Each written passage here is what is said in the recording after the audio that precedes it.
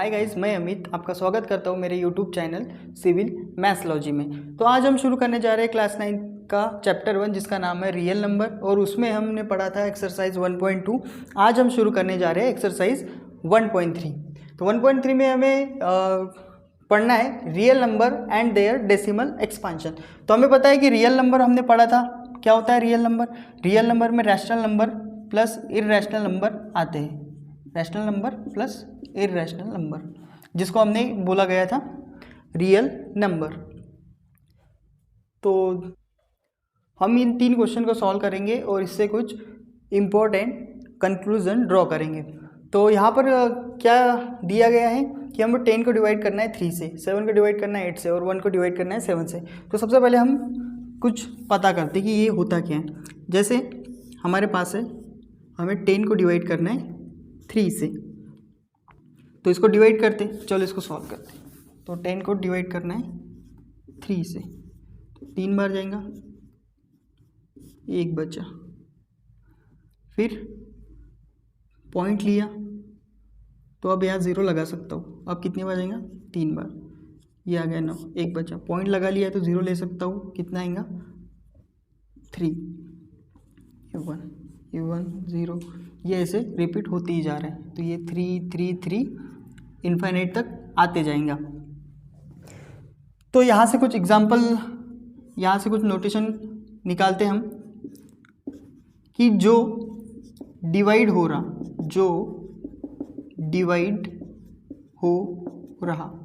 उसे बोला जाता है डिविडेंड। तो यहाँ पर डिविडेंड क्या है, 10 है। जो डिवाइड कर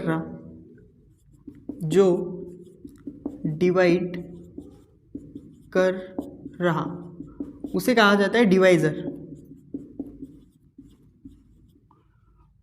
और कुछ आंसर आएगा यहाँ पर, जैसे कितना आया था 3.3333 इन्फाइनाइट तक। तो जो आंसर आता है उसे बोला जाता है कोशिएंट। और कुछ बच जाता है नीचे, जैसे यहाँ पर कितना बचा है 1, तो उसको बोला जाता है रिमाइंडर। तो शॉर्टकट में अगर मैं बोलूँ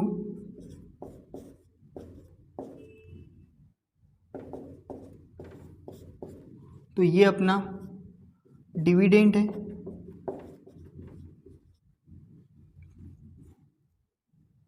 जिसको हिंदी में भाजक बोला जाता है। ये हमारा डिवाइजर है, जिसे भाज्य भी बोला जाता है हिंदी में। ये हमारा कोशिएंट है, जिसे हिंदी में भागफल भी बोला जाता है। और ये हमारा रिमाइंडर है, जिसे हम हिंदी में शेषफल भी कहते हैं। तो ये चीज़ें हमें पता होनी चाहिए कि ये हमारा डिविडेंड है, जो डिवाइड हो रहा है वो डिविडेंड, जो डिवाइड कर रहा है वो डिवाइजर, जो आंसर है वो कोशिएंट, और जो नीचे बचा वो रिमाइंडर।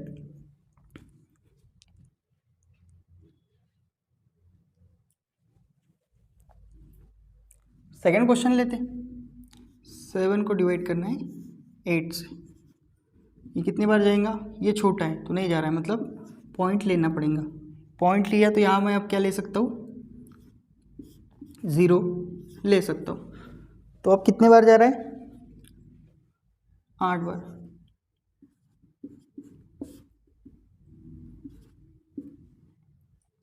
पॉइंट लगा लिया है तो 0 ले सकता हूँ। अब कितने बार जा रहा है,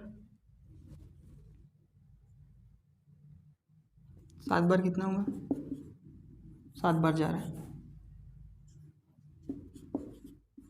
ये बचा 4, ये 0 ले सकते हैं, ये आ गया 5, ये आ गया 0। तीसरा लेते, 1 को डिवाइड करना है,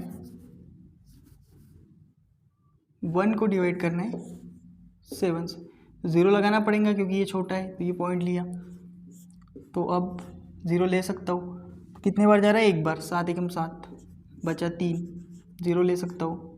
7 चौक 28, 2 बचा, 2 बार जाएगा, 7 दूनी 14, 6 बचा, कितने बार जाएंगे, 7 7 7,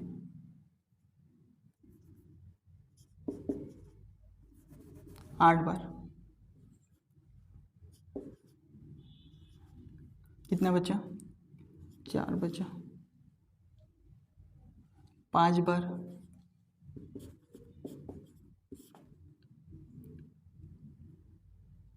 कितना बचा? 5। अब 7 बार। कितना बचा? 1।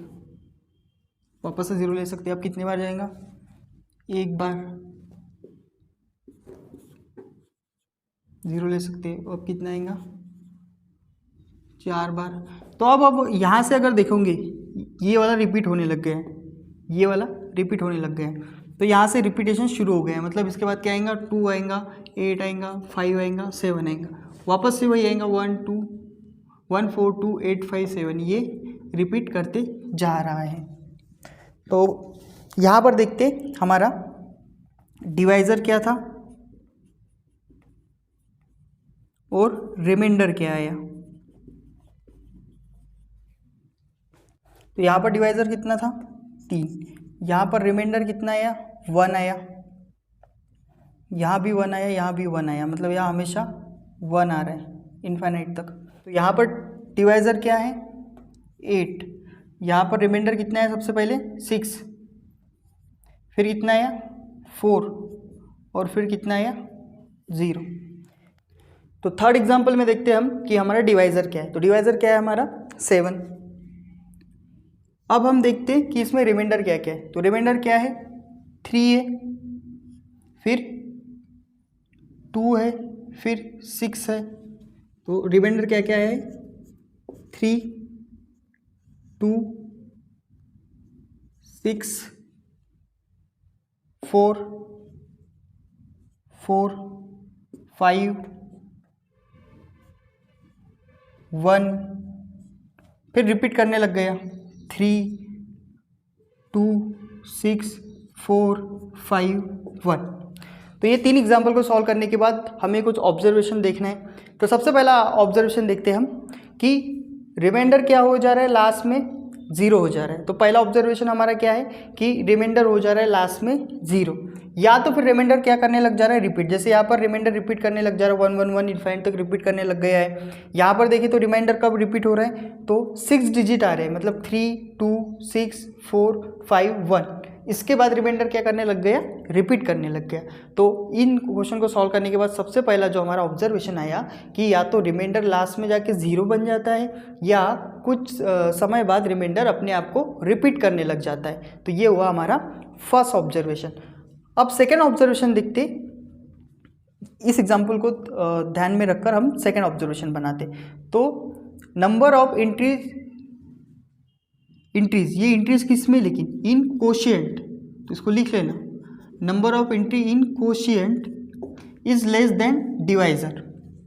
तीनों एग्जाम्पल को देख के हम कंक्लूजन ड्रॉ कर सकते हैं, लेकिन हमने ये वाला एग्जाम्पल लिया है इसे समझने के लिए।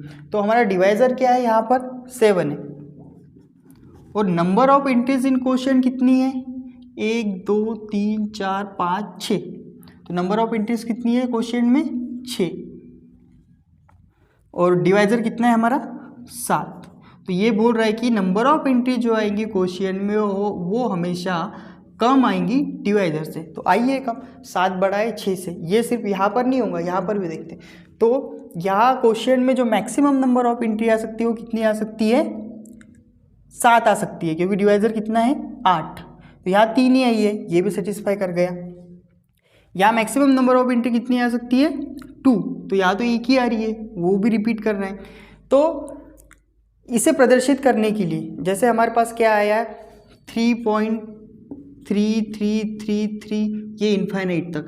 तो ये 3 रिपीट कर रहा है, इसको ऐसे प्रदर्शित किया जाता है, 3 के ऊपर बार लगा देते, जो हमें ये बताता है कि 3 क्या कर रहा है? यहाँ पर रिपीट कर रहा है। तो या तो तुम 3.3 लिखो, 3.3 का बार लिखो, या 3.3333 इनफाइनाइट तक लिखो, दोनों क्या है? सेम ही है। बस ये लिखने का तरीका है। अगर इसको लिखना है मुझे, तो इसको कैसे लिखा जा सकता? या तो तुम 1.42857 ये इनफाइनाइट तक ऐसे ही रिपीट करते जाओ, या इसको शॉर्टकट में लिख सकते 1.42857 के ऊपर क्या लगा दो? बार लगा दो। तो ये ऑब्जर्वेशन हमें समझना है इसमें। तो तीसरा जो कंक्लूजन है हमारा, if remainder repeat we get a repeating block of digit in quotient. ये क्या बोल रहे हैं, अगर हमारा रिमाइंडर रिपीट कर रहा है तो इन दो एग्जांपल में कहाँ पर रिमाइंडर हमारा रिपीट कर रहा है, चलो देखते हैं। तो ये पहले वाले एग्जांपल में देख रहे हैं कि यहाँ पर रिमाइंडर 1 1 1 रिपीट कर रहा है। फिर हम ये थर्ड वाले एग्जांपल में देख रहे हैं कि कितने डिजिट आ रहे हैं, 6, 3 2 6 4 5 1। फिर उसके बाद वापस से रिमाइंडर क्या कर रहा है, रिपीट कर रहा है। मतलब 3 2 6 4 5 1 ऐसा कब तक रिपीट कर रहा है, ऐसा इनफाइनाइट तक रिपीट कर रहा है। तो हम देख पा रहे हैं कि अगर हमारा रिमाइंडर रिपीट कर रहा है, जैसे हाँ 1 1 1 इनफाइनाइट तक रिपीट कर रहा है, तो हमारा क्वोशिएंट भी क्या कर रहा है, रिपीट कर रहा है। 3.333 कब तक चल रहा है, इनफाइनाइट तक चल रहा है। यहाँ पर भी देखते हैं कि 6 डिजिट बाद ये रिमाइंडर क्या कर रहा है, वापस से रिपीट करने लग गए हैं। तो हमारा क्वेश्चन भी क्या करने लग गया है, एक पर्टिकुलर डिजिट के बाद 1 4 2 8 5 7 आ रहा है, उसके बाद ये क्या करने लग गया, रिपीट करने लग गए। तो जो हमारा थर्ड ऑब्जर्वेशन है कि अगर हमारा रिमाइंडर अगर रिपीट होगा तो जो क्वेश्चन में या जो भागफल में आंसर आएगा वो भी क्या करेगा, रिपीट करेगा। तो ये 3 ऑब्जर्वेशन हमें अच्छे से ध्यान रखना है। अब कुछ कंक्लूजन कि पहला केस कि हमारा रिमाइंडर 0 बन रहा है, रिमाइंडर बिकम 0, तब हम देखेंगे कि इसका डेसिमल एक्सपांशन क्या हो रहा है। हमें क्या देखना है, डेसिमल एक्सपांशन। तो इन तीनों में ऐसा कौन सा केस है जिसमें हमारा क्या हो रहा है, रिमाइंडर 0 बन रहा है, तो ये वाला केस हमारा क्या हो रहा है, रिमाइंडर 0 आ रहा है। तो डेसिमल एक्सपांशन कैसे हो रहा है, टर्मिनेट हो रहा है। मतलब 875 इसके बाद कुछ आ रहा है क्या, नहीं आ रहा है। तो अगर हमारा रिमाइंडर अगर 0 बन जाए तो जो डेसिमल एक्सपांशन है हमारा वो कैसे मिल रहा है हमें, टर्मिनेटिंग।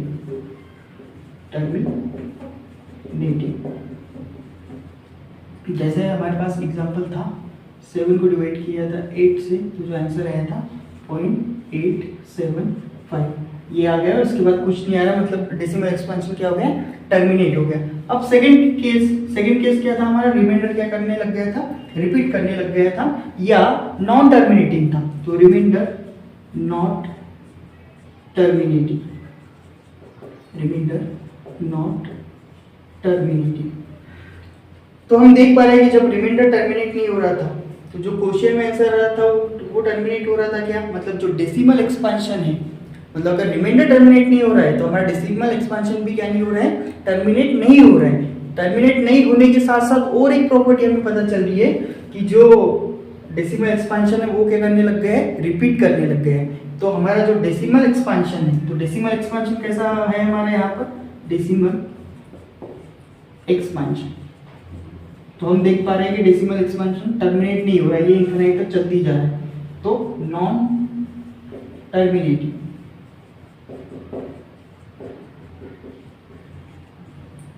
एंड रिपीट भी कर रहे हैं, रिपीटिंग को ही दूसरे नाम बोला जाता है रिकरिंग। इसका मतलब सेम ही है कि रिपीट कर रहे हैं। और इसकी एग्जांपल क्या है हमारे पास, एग्जांपल है 10 को डिवाइड किया था 3 से, तो ये आंसर आया था 3.3333।